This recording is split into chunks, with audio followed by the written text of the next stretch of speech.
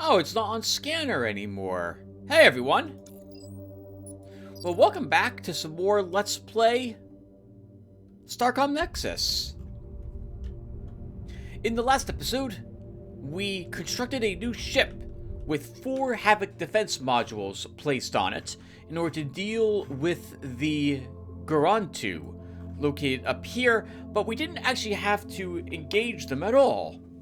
They were no longer hostile with me, thanks to spending hours just designing ships because I love designing ships. And so they were neutral, and we never had to fire a single Havoc defense round at their drones. We explored some of these sections and discovered that, I think it was the last episode, that a device we had picked up from the Zor outpost allowed us to interact with a device here, a status sphere, which contained a bunch of different items. We then went over to this other planet nestled between these 2 crimson gas worlds and found a hidden cache there. We came back over into a different area that we had been in much earlier, where we discovered we had left behind another status sphere and were able to access it. We uncovered another secret as we found that A2 planet also located, I think it was over here somewhere, and found some more secret stuff. Lots of secrets being discovered all over the place, which is amazing, since I don't recall ever opening them up the last time I played the game. Off screen, I came over here to the Arona Hill territory at the end of the last episode in order to see if I could scan the prismatic comet, and I got it. I did scan it, so let's see if it's here. It might not be. Oh, here we go. This ultra-rare type of comet refracts different wavelengths of its internally produced light over the lifetime of its ablating crystals. It's both interesting and beautiful. Cough. I don't know why she's coughing, but she did so. Anyway, I scanned it, and we got, I think it was like 390 points, or 290 research points for doing so. So, great, another comet detected. I think I have another comet area marked that I might want to visit, just to double check to see if I actually did or did not scan that comet already. But while we're in the Arona held space, let's stop by the Arona nest and do a little bit of trading before we leave this area. I'm not sure where we're supposed to go next, so I'll take a look at our quests log and see where other places we might not have gone to yet. It occurred to me that we didn't go to the Citadel, I think, at the end of the last episode, which I meant to do. So I think we'll start by going there and maybe purchasing another item or two that the Citadel of Intark possesses. Rising Thermals, Jared Hiltman. What can the Arona Nest fleet do for you? We'd like to trade. And I'm here mostly to take a look and see what goods they have and what I think I need. So we're low on Cobalt 60. We could always use a little more of that, I suppose. So let's trade for 241. And we have tons of platinum, gold, and titanium for trade. We can probably spare gold to make the trade which is in our favor.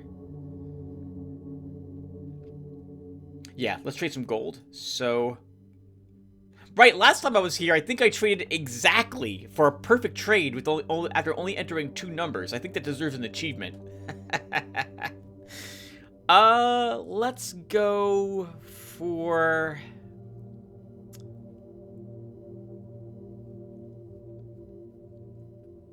I like to do it again, but I don't think I'm going to be able to guess this correctly.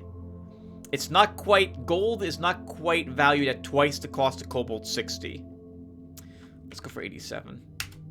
Oh, wow. Nowhere close. Okay, so maybe 125? Better. Still not good enough. 165. We don't really need any more Cheerolite. Actually, we have 1,787 Cheerolite, and we'll never use that much. How much is it if we don't trade any gold? We can afford to give him 203 Cheerolite for 241 Cobalt, absolutely. Okay. So, let's go to the Warp Nexus next. And head on over to the Citadel. We'll see... Oh! I might have wanted to trade for titanium while I'm here, because some of the things at the Citadel are very expensive. Let's double back and make sure we have all the titanium that we want. I'll probably want close to 4,000. I think we have 3,000 something titanium. Sorry about that. We forgot titanium. Let's see. They value it at 0.2. So, can we get 790?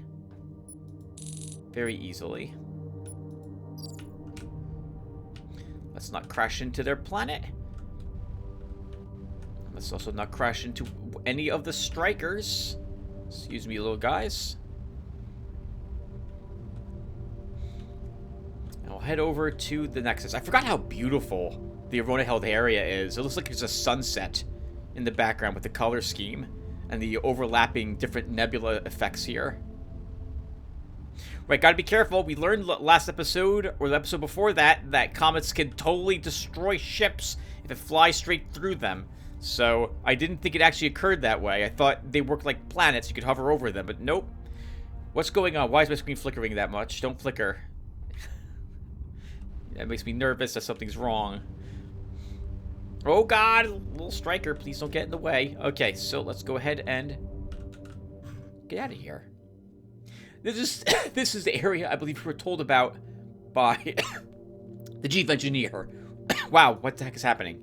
That he pinpointed this new spot for us to explore as well. We'll head back here later. Right now I want to just go to the Citadel. So your Havoc defense systems will automatically shoot at asteroids and, I believe, scrap. So no longer does it take hours. Actually, it never took hours to begin with, but no longer will it take like 20 minutes for you to clear out an asteroid field. Just put Havoc defense systems on your ship and just clear them out by automatically, not manually, automatically. Different than manual. See? You just fly through, clear them all out. Really easy. Pretty cool. I really liked seeing that. The very first time. I didn't expect it to work that way. I thought that they would only activate on hostile missiles or drones. That it works on asteroids. Makes perfect sense that it would work that way. And I was really glad to see that. It's a lot of fun just to cruise around and just let them destroy all the asteroids. Welcome to Intark's Citadel, where all are free to trade with her agents. Shall I connect you with our resource trading system, or are you interested in some of our unique items? What unique items do you have? Our unrivaled collection of rare artifacts is available to our most distinguished patrons, such as yourselves. Let's get a recently acquired holographic display device for 450 titanium. The device is a small metallic sphere. Technically, there's not much we can learn from it.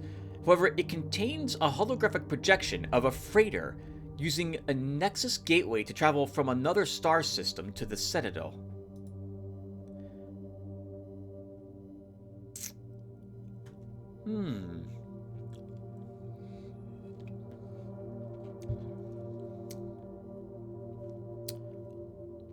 Let's get the Journal of a Saurid Wow. How do I pronounce this? Arianathologist? Is that a... I don't know even what that means. One second. I have to look up this word and see if it's a real thing. Okay, the internet is only pointing to this game as what contains the word Arianathologist. So let's go ahead and take this. This makes it sound like it's used for the bird people. The artifact has limited practical value, but uses a very interesting power source we don't completely understand, likely drawing from 0-point energy potential. 155 research points. This is the journal of a Saurid researcher who is trying to track down the lost homeworld of the Arona. It seems he had some success. An early entry. Found a neutronium cylinder in the something system. I believe this to be a survey marker left by one of their early... something.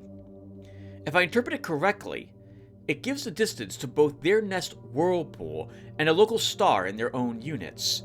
Using this information is easy to translate the distance into Soren, but unless I locate additional markers, I can't triangulate the precise location. One of the last entries.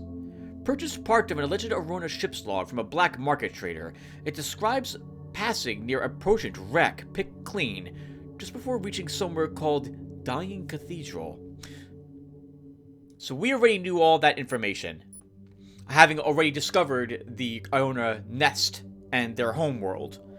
But still, getting some research points is very nice, especially for easily acquired titanium. Oh my god, it's the Gortanu Hierophant Scepter.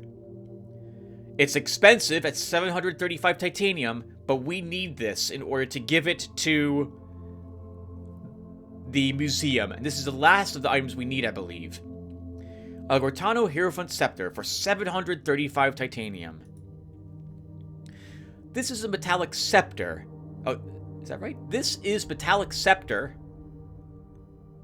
Ends in an articulated hand.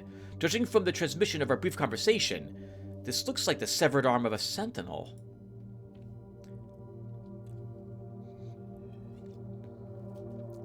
Okay, that's good enough. Very good. Is there anything else I can help you with today? We wish to trade resources. We just spent about 2,000 titanium. Can we get some more of it? And what's a good trade for it? Platinum here is a better trade than it was with the Arona, while gold is far worse. Let's trade some platinum to him. We have 1,768 units of it. I don't think we're ever going to use that many. So why not trade 368 with them to pick up back what we traded with here?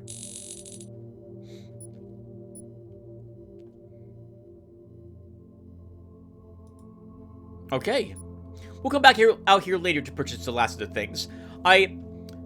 We should purchase all of it now since we're here, but I like having the excuse to come back to the places I've already visited. For no other reason than I like pretending as if we come back over here over time.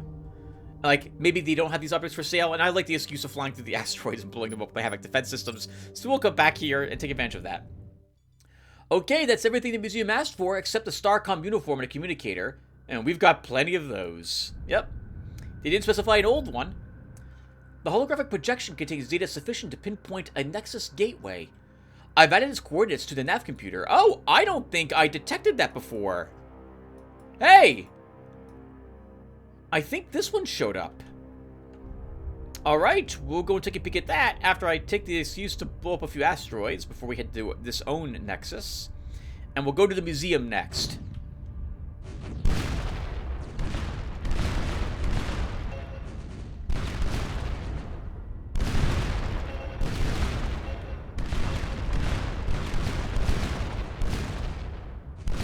Oh, that's so much fun. Such mindless fun. I love it. All right. I don't care. I'm going to pretend I don't care. Yep, let's go back to the Museum of Antiquity. Oh!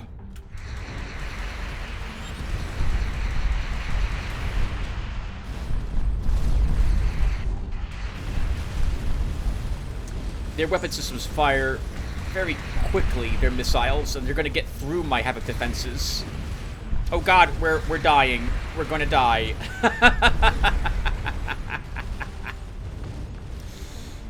Okay, we're on fire. We're badly on fire. We lost half our hit points from that small exchange. I don't know about this ship on this difficulty. I feel like we need shields on it. I don't feel like this ship is probably meant for war, in retrospect. I think we need something different. We do have spots for 3 other modules on it, so... why don't we...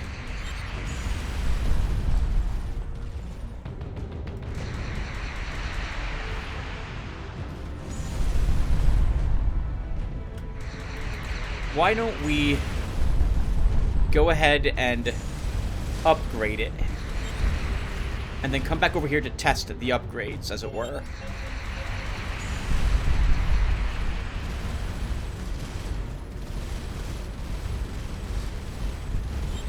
Something I keep forgetting that we have on this ship is the warp hopper.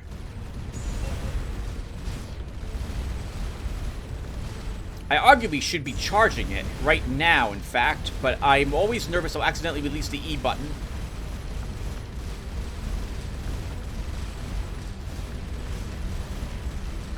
Which is my hotkey for it. My goodness, you can take a pounding! Alright, if I can stand off from these guys or fight them one at a time...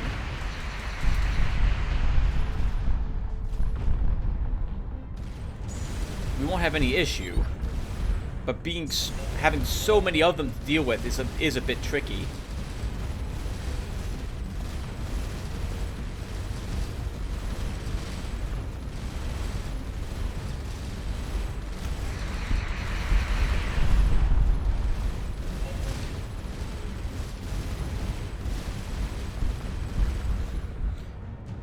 Let's get this last freighter double back home and upgrade this ship a little bit.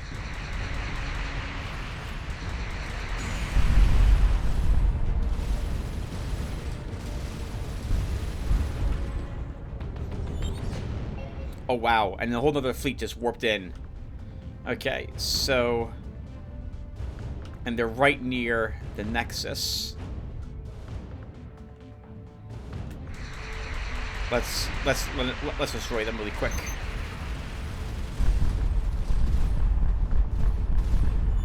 Good.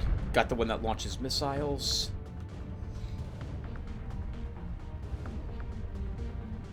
Let's grab these resources and get out of here. So I think we need some shields on this vessel after all.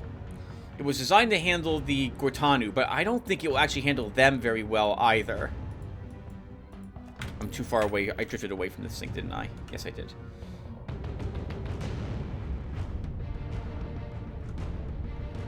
Okay, let's go back over here. I gotta add $3 more to the jar. We are at 130, I believe, everyone. So that brings us up to 133 in the donation jar.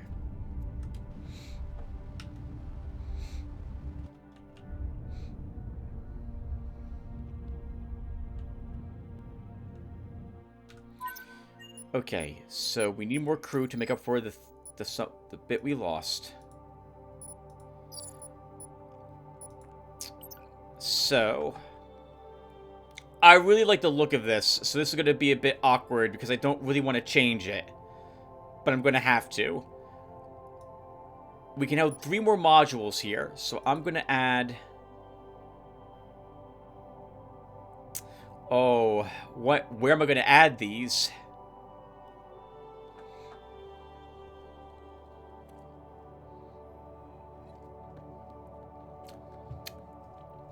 I feel like we don't really want to lose any of my existing reactors. But the shields will have to go, like, here. And they're not protected. I guess if there was something I don't care to protect as much, it would be reactors. Let's put the shields here. And the reactors there. We have 1 more space. We could add another reactor. Or we could add another shield generator here. This will also lower our plasma's DPS a bit.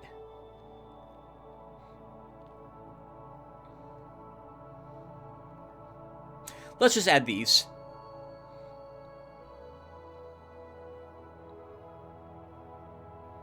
Let's just add those.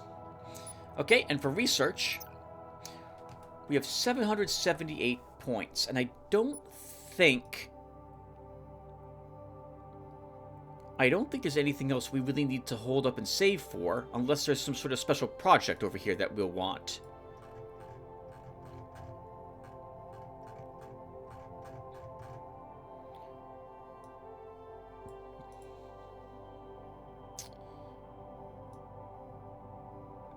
Let's grab another point into our shields for even faster shield reserve charging.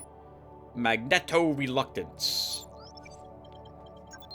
Doesn't say how much we get, but I'm assuming it's worth it.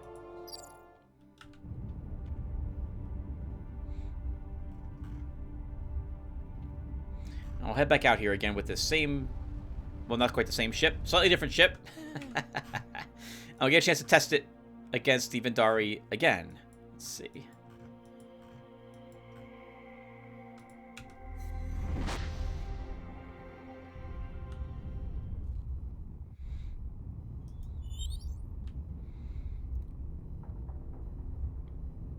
No speaking while we advance toward the... It's a battlecruiser. This will be a good test then.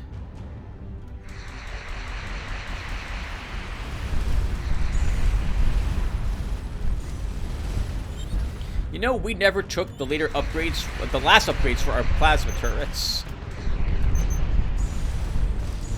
Not today, Vendari. It would help to be put on your shields you just put on your ship. Remember them.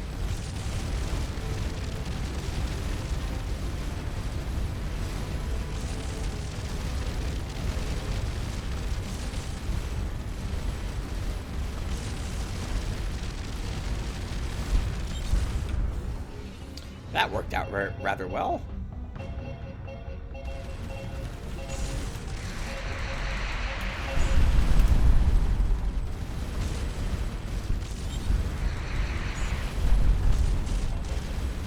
Nice. Half defense is doing a good job destroying them. Oh, but not at super close range. Yeah, I think this ship needed shields all along to help us in case we can't handle missiles. Against drones, it won't be as effective, the shield, because it doesn't do anything. But against Vendaris and their very fast missiles, I think that's a very nice upgrade to possess. And hopefully we won't have to worry about the Cortanu in the future.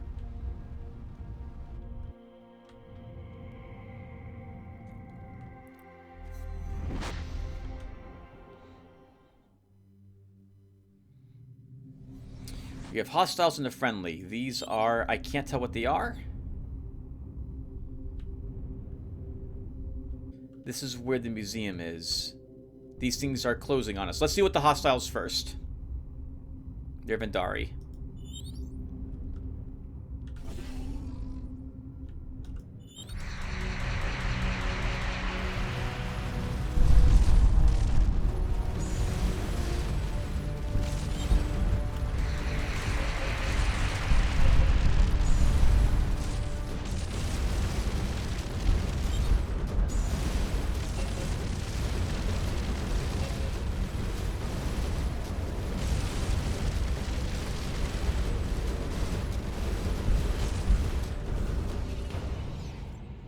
You know, if the Vendari just had told us as well that, hey, we don't have any new technology to trade, but could you give us, like, a pity one?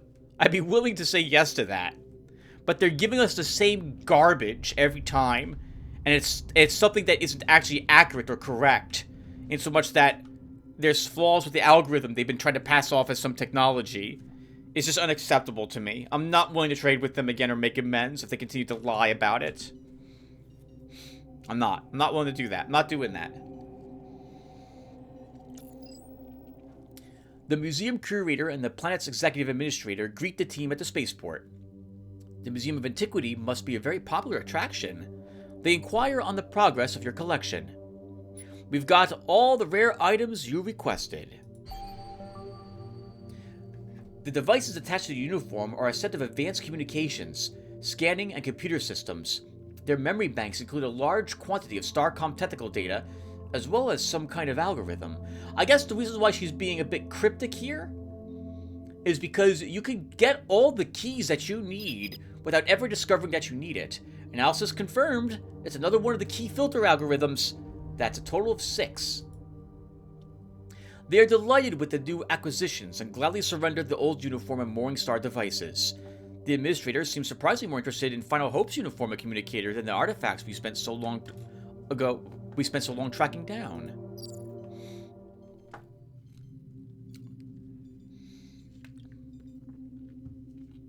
And 440 research points as well is very nice. We could take a larger ship design, but I would like to use this vessel a handful more times first. Probably one more video before we do that.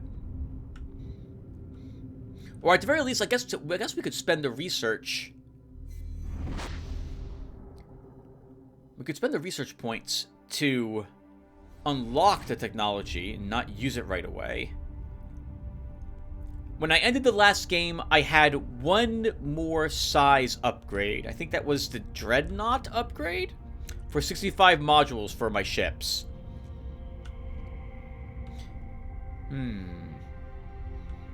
Maybe we should at least unlock it. It's like 600 or 700 research points, though.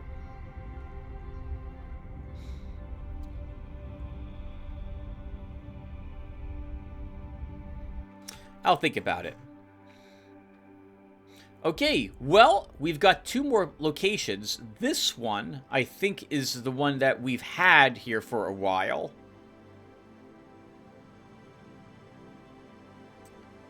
So let's go here instead.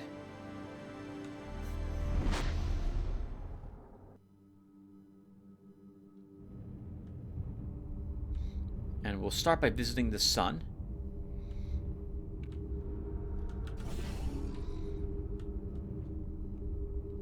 And there is nothing new there. So let's see what's out by this lonely, barren planet, all the way out here of this, majestic purple nebula that we're flying over. What is that? Tim asks, wondering if we've seen this alien type before. I don't know if we have, so let's speak with them and find out. We have not seen these people before. We are the Tin Kodin. Who are you? And what is your purpose? I am Jared Hiltman of Starcom. We seek peaceful exploration of this region of space and a way back to our home. We have not met your kind before, and so can offer no help there. But we too are seekers of knowledge and peace. We have detected fragments of a signal in deep space. Do you know anything about it? This would be, I think, what the jamming stations have been busy jamming. Our observation colonies have detected this signal as well. It has whispered stories into our memory. Tales of an enlightenment in a deep seed hole, germinating at the birth of time, to spread throughout the universe when the sun pierces its adamantine husk. A promise of enlightenment, life, and power. But we see a false, cold light in it. The foolish sapling grows towards it until its stalk bends and snaps. So it's a lie, huh? It's promising these things but won't deliver it. Or it can't be attained for some reason. We did find that Ydaris tree. I'm horribly I'm mispronouncing that. But we found this an age ago. Maybe they'll know about it, because these are tree people. Because why wouldn't we have tree people? They're treants. And they fly ships made of organic material, trees, effectively, or like living ships, which we'll see. We'll try to zoom in and show you them. Let's ask about the Ydaris tree. We have heard stories of these legendary trees. In deep space, one may encounter glowing seeds that some claim are theirs. But if a living specimen still lives, it must be far from here. We are no more experts on all flora than you are on all fauna. We should trade with you. The Tin Kodin have agreed to trade with us. Okay, so they use neutronium as their base. Interesting. Wow! And that's a fantastic trade for neutronium for adamantine. They value adamantine at a value of basically 2 neutronium for 1 adamantine. That's great. I feel like that's the best deal we've seen on adamantine. Let's see. Nothing else even comes close, I think, to a decent trade. But we don't really need neutronium. We have 947 units of it. And I don't really need to trade with them. Minerals are lifeless stones, but without them, we could not take root in the stars, as we say. All for now. Yeah, see? Looks like a bunch of trees, or roots knotted together for them. I don't know how they're using propulsion. That must be some sort of gas that they're using. I wasn't sure if we met these guys before, and I was a bit mysterious a few episodes ago when I started playing the game again, because I couldn't remember where exactly we'd been.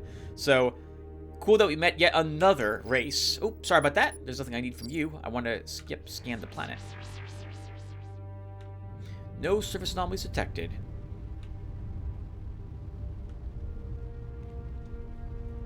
Very slow ships.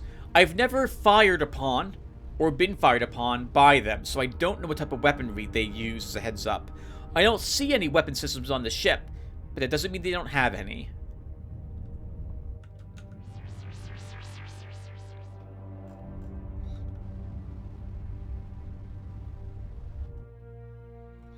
Oh, this looks like an Earth-type world. And there's something down on it.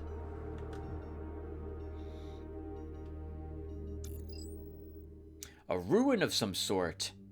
Very majestic here in the mountains, with a beautiful skyline above it. A collection of overgrown buildings are slowly succumbing to the elements in this high-karst mountain range. The team archaeologist estimates the structures have been abandoned for several thousand years. After a methodical inspection, the team concludes that used to be... Oh my god. After a methodical inspection, the team concludes that used to be a monitoring station that recorded sub- and hyperspace transmissions for analysis, possibly for espionage. The optical medium used for storage has been completely degraded, but the team found some hard copies on paper that could still be read with forensics. Whatever the listening apparently couldn't decipher, whoever was doing the listening apparently couldn't decipher the encryption, but the team could. It's in Starcom standard. Entry 1. Was heavily damaged in the fighting. Most of her crew was able to evacuate to a Class D. It is not a viable spot for long-term habitation. They've made 5 attempts to get off-world, but each time they've had to abort their launch when Sentinel activity was detected. Apparently, they've named it New Tartarus. Entry 2. We sent the Rhea to pick up the survivors on New Tartarus and transport them to Tripura 2. It's a viable colony spot for now. She'll do a straight deep space route to avoid the Nexuses, which have seen a big spike in Sentinel activity. Despite the massive size superiority of our ship, the Sentinels know them inside and out. I'm not sure how much of an advantage the Rhea would hold in a fight against a significant force. Entry 3. This is Commander Blake aboard the Rhea. 27 Astrals out of New Tartarus with the survivors. We were under attack by a Sentinel carrier, a half-dozen cutters, and something I don't recognize. It's charging some kind of axial-mounted weapon. Segment missing. In a flame. All heaven appeared.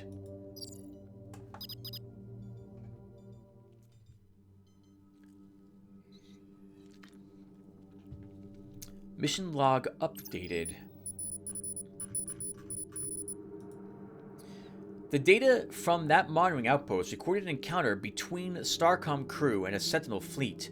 Sounds like the battle happened en route from a place called New Tartarus to Tripura 2.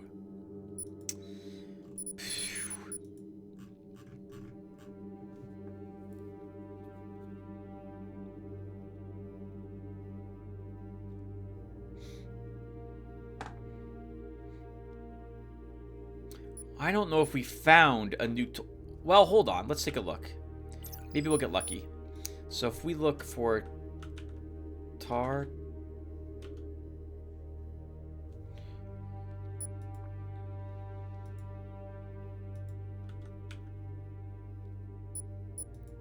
Okay, so nothing in our previous logs indicates any place called New Tartarus.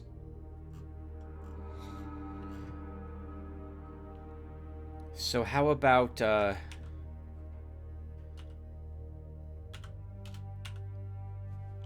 Tribola 2?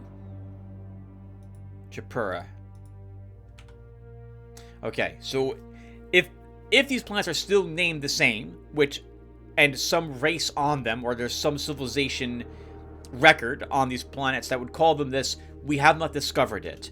So this means that we are going to hope to find something that might be similar.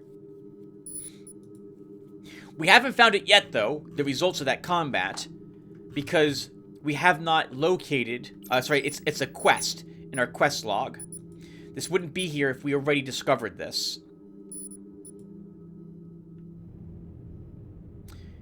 That's an A2 planet. I think this was a Class D, wasn't it?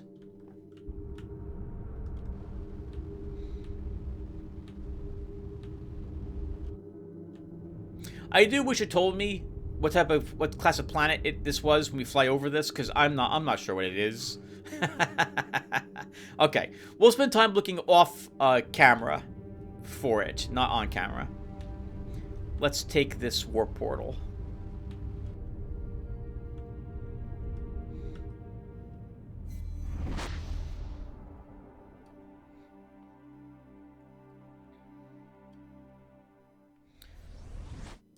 Interesting. There are sentinels out here as well. That's a really bright star. Holy crap! That's really bright. It's pulsating slightly. Of course we'll fly over it.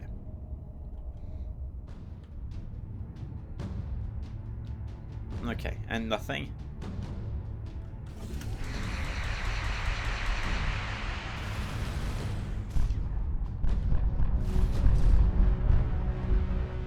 Oh, nice. Good work, Tim. We have a Flenser out in the area, too. That's the flak type, isn't it? It is. They fire flak very slowly, and it takes a little bit of time to get the flak up and running.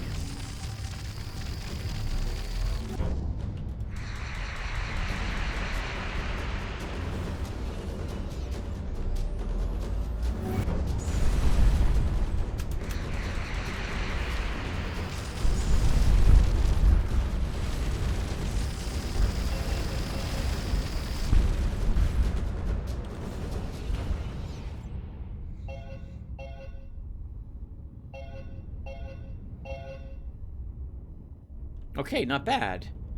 Let's get to the planet that we missed up here first. I think we've seen quite a few D-sized planets, so I'm not sure where that would be. So, okay, yeah, so I'm obsessed with D-sized class planets only because, supposedly, it sounds like somewhere in that sector is the planet that we would know as New Tartarus, or might be alluded to as such. Oh, there's something down here. It's another temple to the fallen gods. This one has a set of textual carvings discussing various monsters and demons of the culture's mythology. One of particular interest describes the bright green eye of the serpent Typhon. There we go. That's what I was looking to find earlier. Because I knew where to go, but we didn't discover it. And there's a difference between player knowledge and in-game knowledge. And now we know. Viewer, there is only one star in the entire galaxy that is green. And that is this one. So, the place we want is someplace due west of that star. So we'll try tracking it down after we're done exploring with the rest of the planets out here. It'll give me a chance to talk with you guys about some random crap, too. Because my list of games I played in 2022 is not near me. So that means we're going to talk more about stuff Tim likes in games, of what makes them attractive versus not attractive. First, let's come down here. Let's take a look at this planet. Another classy blend. Oh, there's more Tychoed in here. There's a different type of ship here, too. Yeah, I don't see any weapon systems on their ship. Nothing I would recognize, but that would make sense, wouldn't it? If they attack, it's via some different purpose. They don't use technology like the other races do. They organically grow their ships. You know what we should do? We should go and talk with the Saurid about some of the other races we've seen, since we haven't talked with them now for a while, and they're the ones who like to gossip, as it were, and tell us about the other races. I guess we could also talk with whatchamacallit about it too. Perhaps the Ulku will know something about the Tychoden, or one of their stories. Let's avoid crashing into their ships. And go to that gas giant. Oh, what the heck? Sentinels? I don't want to fight them so close to the Tychoden, and we don't need to fight them technically, so we'll just let them stay there. Ooh. Love the turquoise color. Or the azure color. The blue. Looks very pretty. Okay. Let's do what I said we were going to do. And head back up here. We'll come back out here later.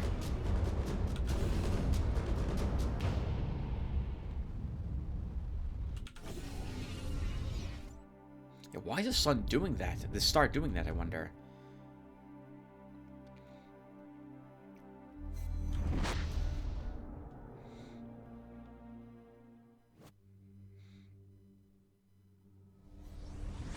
Okay, and let's head over to Saurid held space. We'll start by talking with the Saurid. So, I think there's some around here somewhere. I think right here. There's several.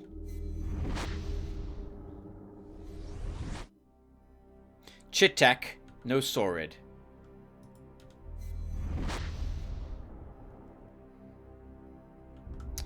There's a friendly up here, just one. It's probably an Uku, but let's see.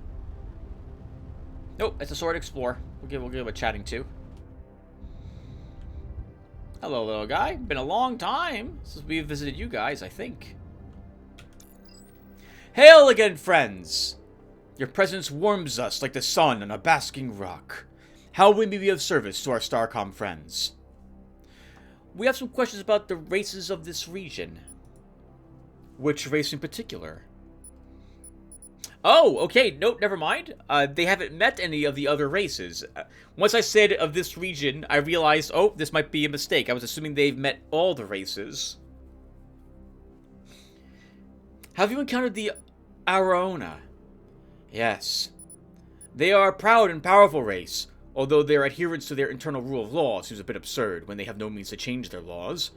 Still, we try not to judge. A piece of advice.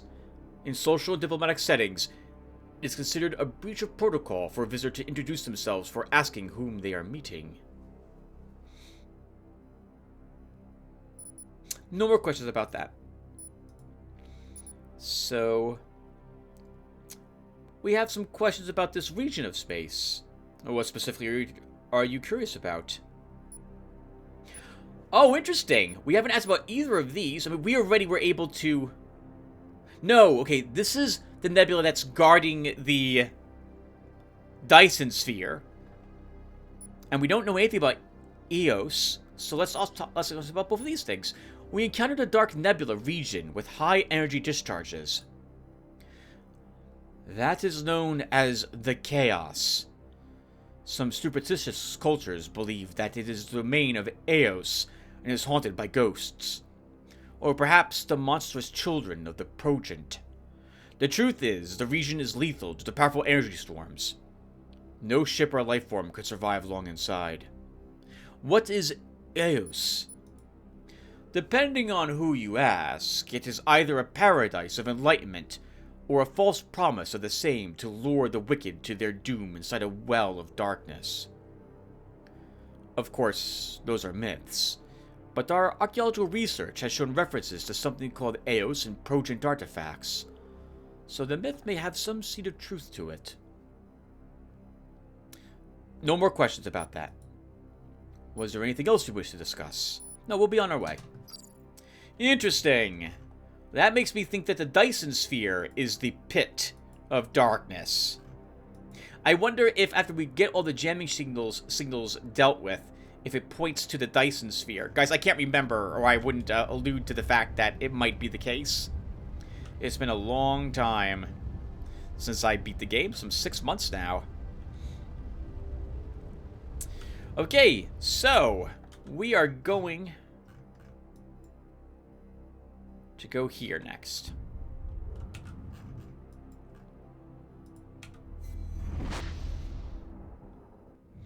We jump down to the green star. We wipe out the Chetek in the area.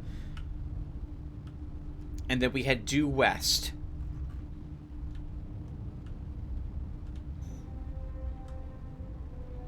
I suppose we'll keep this on screen like this too. I don't remember what's on the planet that's hidden to the west of Typhon either. So, we'll find out together and then we'll call it a session probably. And there's a star, so let's deal with the Chetek that are probably brooding out here. Remember, we were out here a long time ago where we dealt with the first of their, whatchamacallits. Whatchamacallits? Yep, that's the official word for it.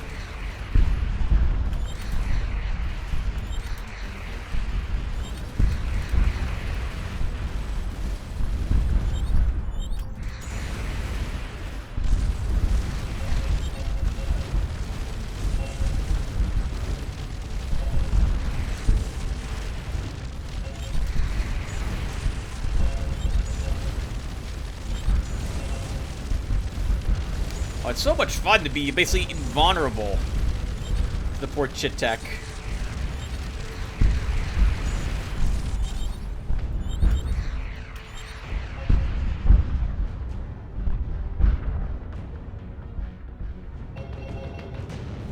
That was easy. Alright, so west of Typhon. Let's get ourselves as aligned as we can. I think it was due west, right? Let's double check to make sure.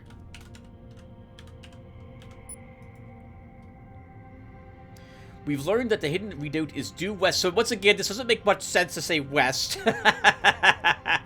Because we don't have a North Pole to judge by which direction is west in space. But we will go with it's the left side of the screen is west. That's the way it works in video games. So let's head out here.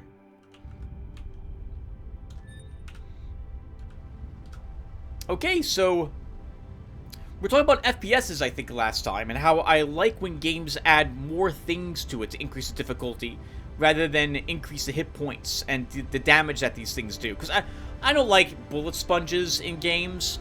An example of one such game that ended up being bullet spongy was the first BioShock FPS. Man, like, some of the last enemies were the same types of enemies that I killed early on in the game. I can't say we killed because I didn't record that game. And, man, instead of, like, maybe 30 or 40 rounds from the machine gun, I would, like, empty 2 entire clips into the enemies before they died. Or, like, for the grenade throwers, I had to catch the grenades and throw them back at their faces, like, 8 times. And come on. That just feels ugly when I'm doing that. That's rough. That's really rough. Ooh. That was a lot of damage, actually, we took from that bolt of lightning. Let's leave the shields on when we're flying out here. I thought it was based on the speed we were going. Maybe it's just dependent. Maybe you just have to get lucky or not. Like, it just hurts. Now, a heads up before we can talk about random crap. That the last time I was out here and did this, quite some months ago, I remember not finding it the first time I tried this. So it may be... I think I need to... Okay, there it is.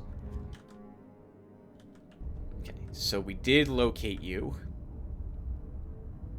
Oh, that's interesting. And there's a nexus point out here, too. A warp nexus.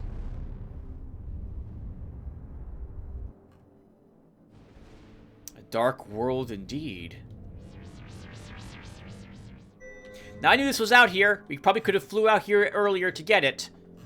But I felt like it would be cheating to just do it. So, let's finally see what's down on the surface of this planet. Oh, look at that picture. That's fantastic. I like that the nebula is represented in the what I'm guessing is the no atmosphere above up there.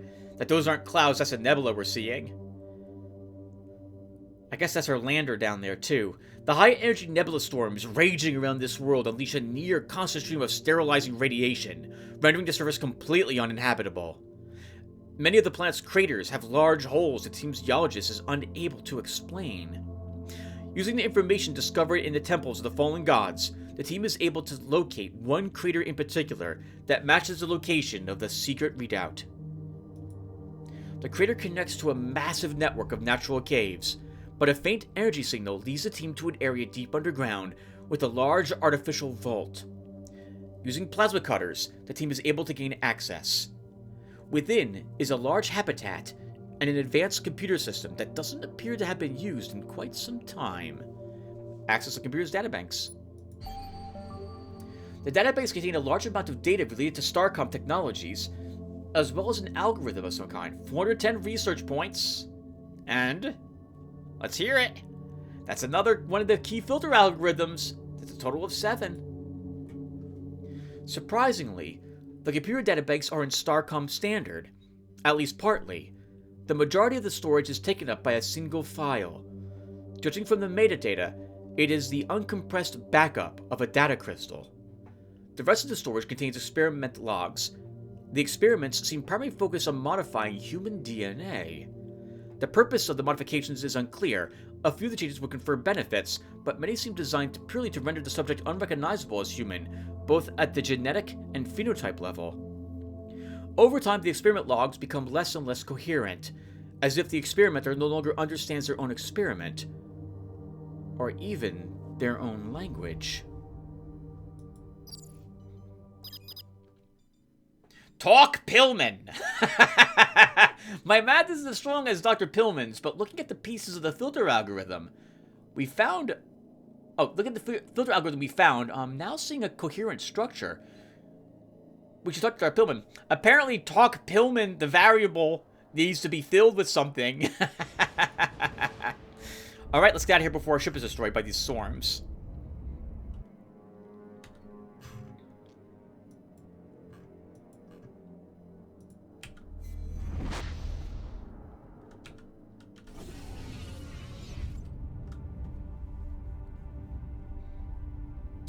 There are still other algorithms that you could discover in the game, but you don't need to get all of them, to my recollection, to get the algorithm, to get the encryption deciphered.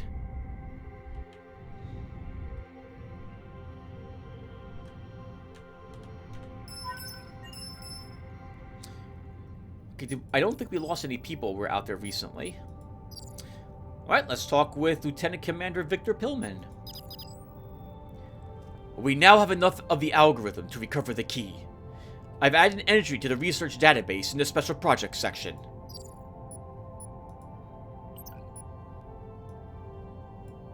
Sentinel Key. Find the encryption key used to control the Sentinel's directives. From my recollection, once we get this key, we will need to go to a particular place to use it, at which point we will be able to end the game shortly after, if I remember correctly, or have the option to make that choice. I feel as if we should, at the very least, indeed unlock this option. So let's go ahead and research this. And Command has something new they want to talk to us about. The lab computer has identified an encryption key that fits the filter algorithm. It should be the correct one that will unlock the Sentinel's directives. You need to get close enough to Hale to find out. Oh, okay, we just have to go to any Sentinel. Okay, I guess I'll say this now as well. If it works, I think it works, but it might take more than just one attempt, or we might need something else. But once we are able to use the encryption key, the Sentinels will no longer be a hostile force for us either. Which is kind of a shame, because they're the biggest threat in the game from my experience so far. So it'll be a shame to miss them as an enemy type.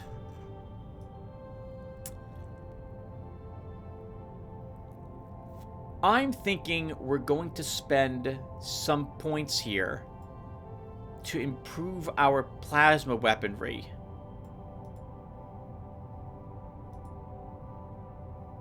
And I'm going to go ahead and grab positron gas. Increases the damage of each plasma bolt from 12 to 15. Increases the energy per shot from 4.25 to 4.75. Rather expensive, but we'll do even more damage with them now. And now our ship has gone from, I think it's gained just about an extra, I think it was like 365 before, so we picked up quite a bit more plasma DPS.